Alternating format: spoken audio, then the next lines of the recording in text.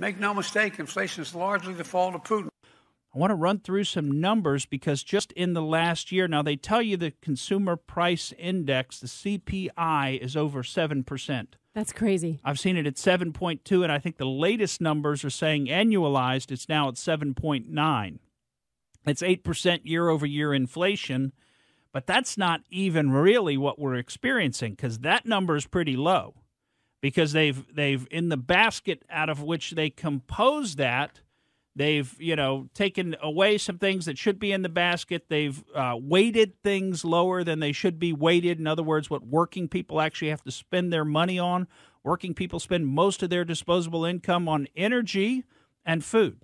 That's what most of the disposable income on your basic working family goes to. So that's what we need to be looking at, energy, food. Two other big ones, transportation and health care. Those are the big four that people spend their money on, okay? But let's look at this. Year over year, the price of used cars, that's one we've talked about a lot on this show. Right now, the numbers coming in, year over year price of used cars is up 41%. Can you believe that? 41%. So if a used car was $10,000 a year ago, it's going to be $14,200 right now, 1 year later. Same car, 1 year older, by the way. Same car. Now you're paying more for it. Yeah. Anybody who's tried to buy a car in the last year's experienced this, a new or a used car, you're paying above sticker. It's like the car market has become like the housing market, right? Now they just put a price on there that's too obviously low just to start a bidding war over the house. That's what they do in the housing market here around Tampa Bay area. So now they're going to start doing that with the cars. They're just going to slap a sticker on there. Well, that's just the starting price for the bidding war. And, if it breaks, nowadays you have to fix it.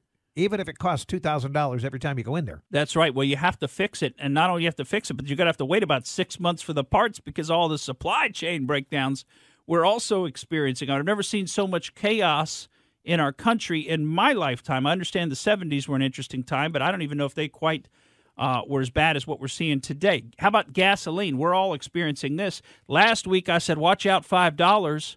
And I wasn't thinking that it would be like a week later I would be able to say we're almost there. We're not quite almost there, right? But we're up 30 cents in a week.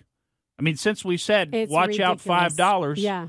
I mean, gas has just gone ballistic. Well, year over year, it's up 38% in this country, and we all know that because we all go to the gas pump. Talk about gas utilities like natural gas, that's up almost 25%, the cost of natural gas being provided.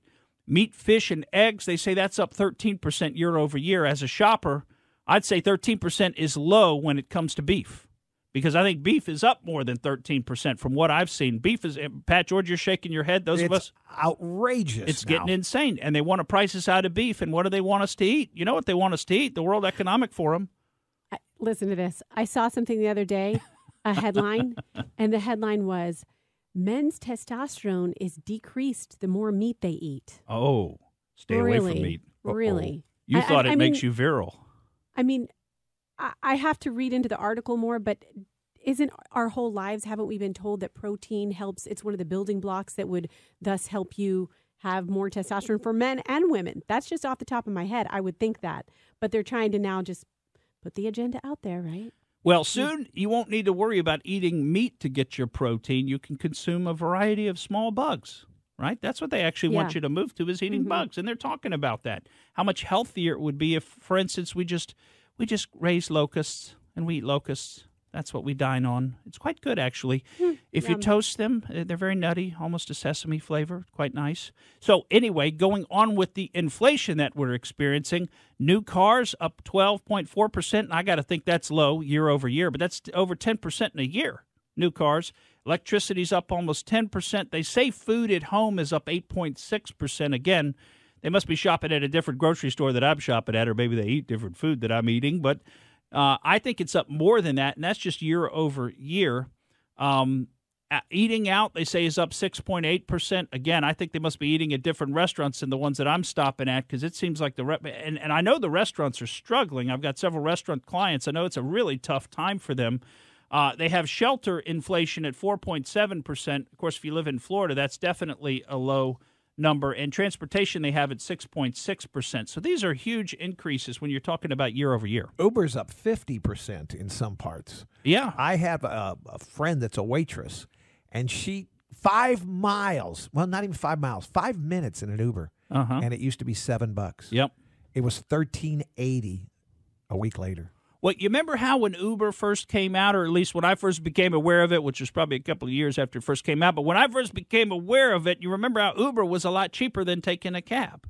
Oh, yeah. At the time. And then once they put a lot of the cabs out of business and we don't use the cabs anymore, now it's more expensive than it would be to take a cab.